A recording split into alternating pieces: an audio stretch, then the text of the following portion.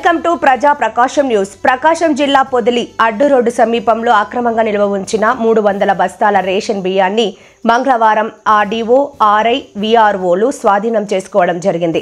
ఈ సందర్భంగా అక్రమంగా నిల్వ ఉంచిన రేషన్ బియ్యాన్ని స్వాధీనం చేసుకున్న ఎన్ఫోర్స్మెంట్ ఆర్డీఓ, ఆర్ఐ, వీఆర్ఓలు పోలీస్ సిబ్బంది అధికారులు స్వాధీనం చేసుకోవడం జరిగింది. ఈ సందర్భంగా ఆయన మాట్లాడుతూ, ఇలా పేదలకు ఇవ్వాల్సిన రేషన్ బియ్యం మాఫియా కనుసైగల్లో చేతులు మారటం వెనుక ఎవరు ఉన్నారనేది లోతుగా పరిశీలిస్తే మనకు అర్థమవుతుంది.